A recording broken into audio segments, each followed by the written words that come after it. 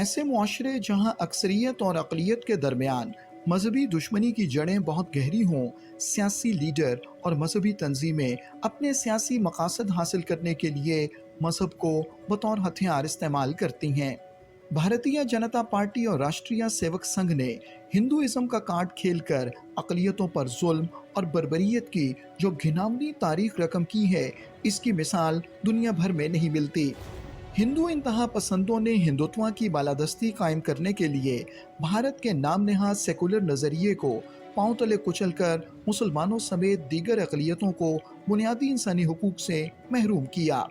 ہندو قوم پرستوں نے نام نہاد بھارتی سیکولرزم کا جنازہ نکال کر بھارت کو ایک انتہا پسند ریاست میں تبدیل کر دیا ہے۔ ہندوتوا عناصر صرف ہندو قوم کے لیے ایک الگ وطن کے علمبردار ہیں۔ ان انتہا پسند ہندوؤں کا ایک ہی نعرہ ہے کہ جس نے ہندوستان میں رہنا ہے اس نے رام رام کہنا ہے۔ برطانیہ کی آکسفورڈ یونیورسٹی کی مایاناز پروفیسر ڈاکٹر مایا کا کہنا ہے کہ راشٹریہ سوائم سیوک سنگھ کا بنیادی مقصد انتہا پسند ہندو ریاست کا قیام ہے۔ The RSS as a social movement is a movement whose core animus, whose core goal is the creation of a Hindu nation. And it openly celebrates, actually, in the readings and the writings of Hitler. It was a member of the RSS that was responsible for assassinating Gandhi. And this is the movement that has set up the political party that is now in power. Bharatiya Janata party نے اپنی انتخابی مہم میں یہ اعلان کیا تھا کہ وہ تمام مسلم عبادت گاہوں کو مندروں میں تبدیل کر دیں گے۔ اس کا واضح ثبوت انتہا پسند بھارتی وزیر اعظم نریندر مودی کی انتخابی مہم کے آغاز میں ہی رام مندر کا افتتاح کرنا ہے۔ آکسفورڈ یونیورسٹی کی معروف پروفیسر الپا شاہ نے دو ٹوک الفاظ میں کہا ہے کہ مودی کا نیا بھارت صرف اور صرف فسطائی ریاست ہے۔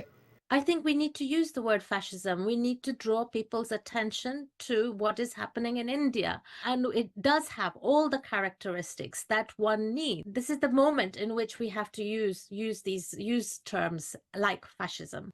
نریندر مودی کے گزشتہ دور حکومت میں بھی بھارت میں تمام اقلیتوں کو نشانہ بنایا گیا۔ سینکڑوں مقامات پر عیسائیوں کے گرجا گھروں کو مسمار کیا گیا۔ عیسائیوں کو بزور طاقت ہندو بنانے کے لیے اقدامات کیے گئے۔ سکھوں کے گردواروں کو جلایا گیا۔ کئی مقامات پر سکھوں کے بال کاٹے گئے، ان کی مذہبی کتاب بھی جلائی گئی۔ مسلمانوں کے ساتھ تو ہندو انتہا پسندوں کا رویہ روز اول سے ہی مخاصمانہ تھا۔ مسلمانوں کا خون بہانا تو یہ درندہ صفت ہندو اپنے دھرم کی خدمت سمجھتے ہیں۔ یہی وجہ ہے کہ ظالم مودی نے بھارتیہ جنتا پارٹی کے سب سے بڑے عہدے پر پہنچنے کے لیے گجرات میں مسلم کش فسادات کرائے اور اپنی حکومت کی نگرانی میں ہزاروں مسلمانوں کو زندہ جلایا۔ نریندر مودی کو اسی قتل و غارت گری اور ظلم و جبر کی وجہ سے انتہا پسند بھارتی ہندوؤں نے تیسری مرتبہ بھارتی وزارت عظمیٰ کا قلمدان سونپا، اور چانکیہ کے یہ پیروکار اس وقت نہ صرف بھارت میں اقلیتوں کو نشانہ بنا رہے ہیں بلکہ نچلی ذات کے ہندو بھی ان درندوں کے شر سے محفوظ نہیں۔ اگر انتہا پسند ہندو اسی طرح اقلیتوں اور خاص طور پر مسلمانوں کو نشانہ بناتے رہے تو وہ دن دور نہیں جب بھارت مختلف ٹکڑوں میں تقسیم ہو کر رہ جائے گا۔